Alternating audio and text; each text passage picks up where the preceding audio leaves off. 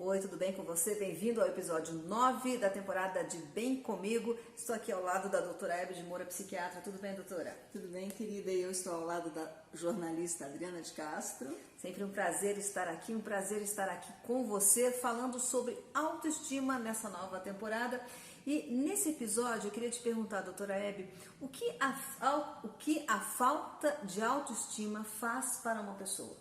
Olha, existem muitos medos que uma pessoa que não se ama, que não se estima, que não sabe o seu real valor, pode viver, e todos são ruins e desagradáveis. Por exemplo, o medo de errar. A pessoa não consegue se sentir confortável e fica muito ansiosa, porque ela pode errar, porque nós erramos, a gente erra toda hora, cada hora erra uma coisa. E aí trava também. Exatamente, então ela pode travar, pode dar branco, pode ficar o tempo todo se sentindo mal, pode ter sintomas físicos como soltar o intestino ou ter dor de estômago. Então o medo de errar é um dos 7 medos que é natural que uma pessoa que não tem autoestima possa enfrentar. Você falou sobre medo de errar, lembrei aqui do livro Duna, que tem uma parte e você falou sobre 7 medos. É até assustador ver como tem medo inserido nesse contexto da falta de autoestima, que no livro Duna tem uma parte que ele fala assim: o medo tudo devasta. Que como é ruim, medo é importante, claro, porque tudo tem 2 lados, a gente já sabe disso, mas como é ruim você sentir medo de uma forma errada, né? Porque o medo positivo é a cautela. Então, eu tenho que ter uma cautela para poder errar o mínimo possível, para poder falhar o mínimo possível, para poder fazer o melhor que eu posso. Então, a cautela é legal. Agora, o medo paralisa, o medo trava. É como ele fala mesmo em Duna, que é linda, uma litania que ele chama litania do medo. Por onde o medo passou, nada restou. Porque a pessoa fica paralisada. Exatamente. Então, qual é o outro medo também? O próximo medo é o medo de não agradar. O medo de que o outro não vai gostar de mim, que eu não vou ser boa o bastante para o outro, e isso me deixa inibida, constrangida, e muitas vezes a pessoa que tem esse medo, Adriana, vende uma imagem para o outro que não é real, que não é dela. Então ela, ao invés de se relacionar com o outro está se relacionando com uma pessoa que ela não é. Sei. Eu estava rindo aqui um pouco, eu estava lembrando de uma frase que meu pai fala sempre, que é melhor cair em graça do que ser engraçado, porque também tem muito a ver isso, essa questão de agradar. Gente, às vezes a pessoa não vai com a sua cara. Simples assim, não é verdade? É lógico. Eu gosto de preto. Cada pessoa gosta de uma cor. O que o amarelo, tem uma frase que diz assim: o que o amarelo pode fazer para te agradar se você não gosta de amarelo? Nada.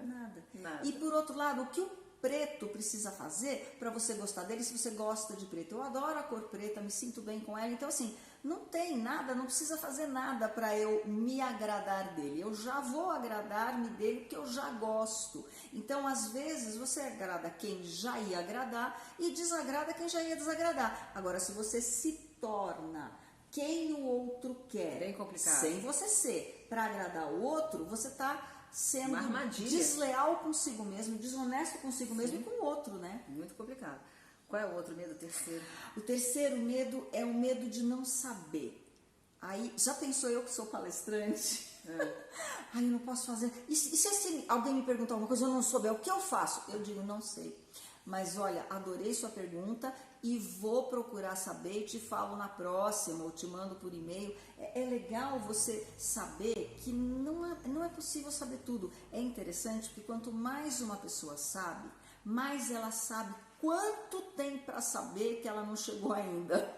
Então isso te dá segurança, né? Verdade.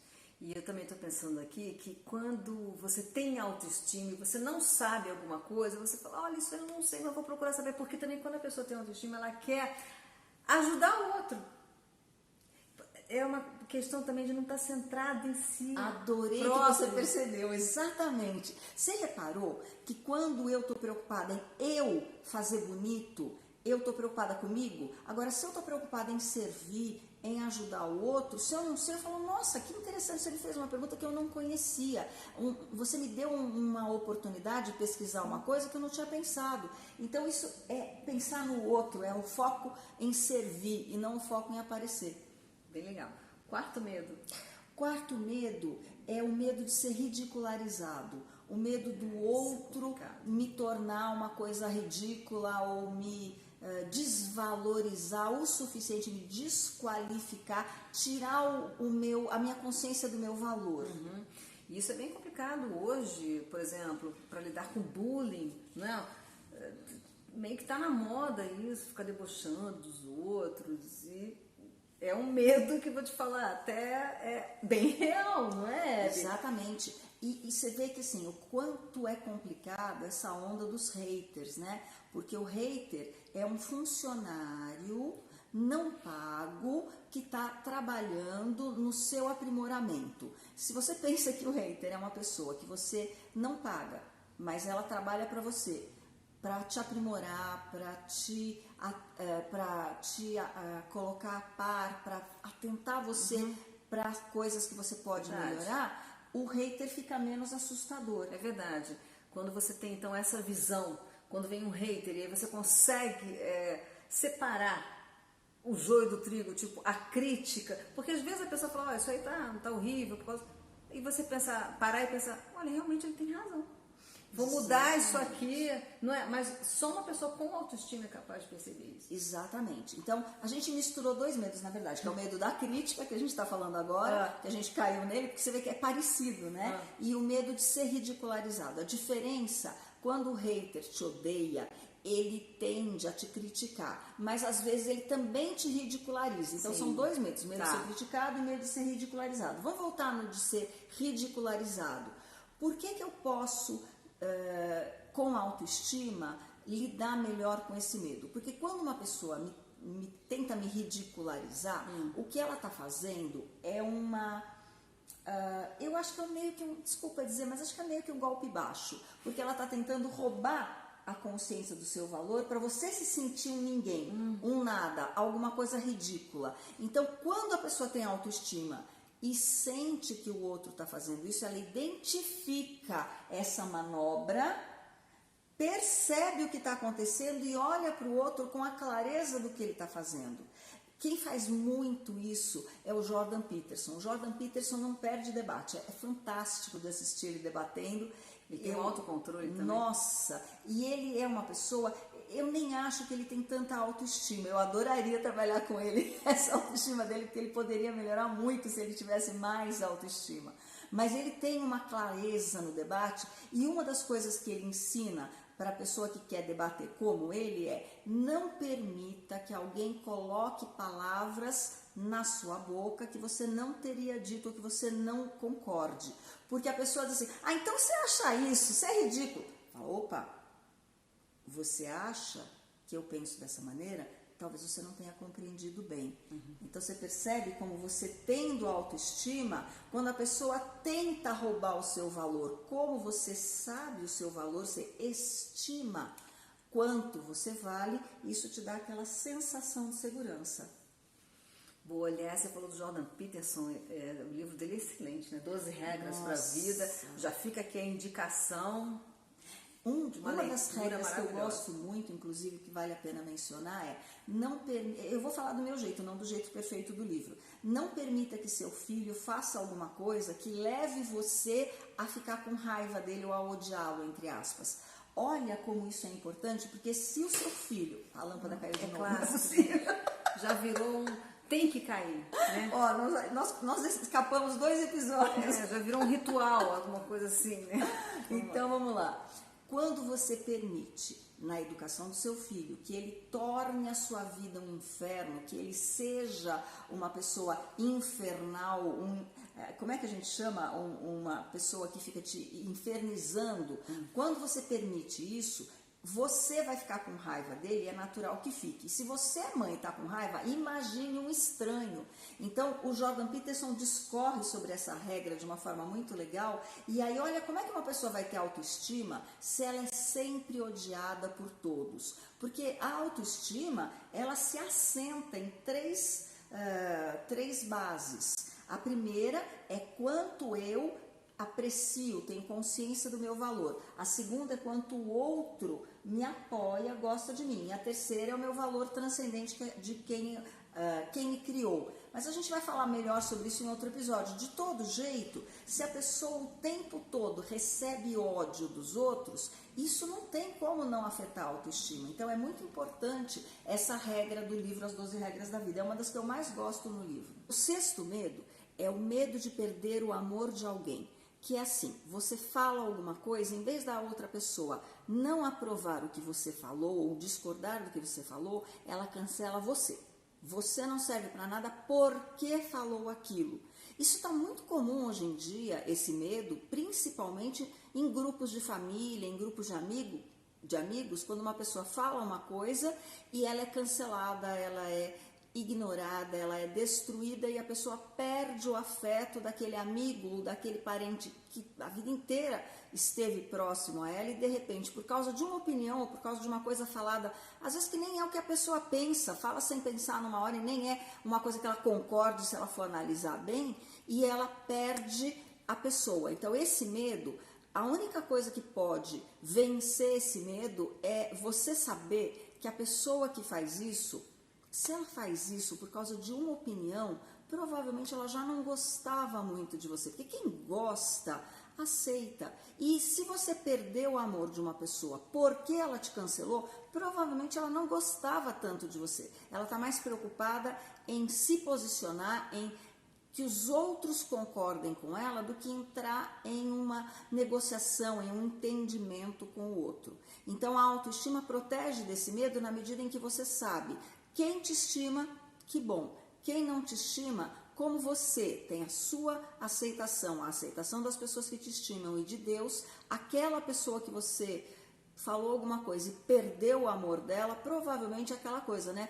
O amor que tu me tinhas era vidro e se quebrou. E se era vidro e quebrou, não era amor.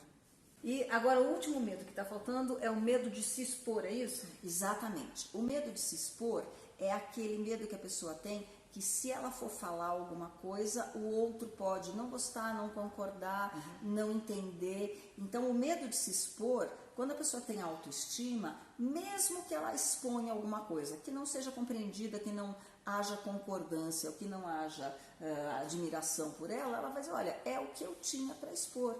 Aí é interessante porque se eu acredito que eu tenho um conteúdo para dar, se eu tenho alguma coisa para oferecer, quando eu tenho alguma coisa para oferecer, pode não ser a coisa mais valiosa do mundo, mas é aquilo que eu tenho para oferecer e provavelmente ninguém vai ter igual. Pode ter parecido, melhor, pior, mas igual não vai ter. Então, quando eu me estimo, quando eu estimo o meu valor, quando eu sei do meu valor, eu posso me expor, eu posso me expressar e se as pessoas gostarem, eu fico muito feliz. Se elas não gostarem, talvez eu tenha que repensar o meu público.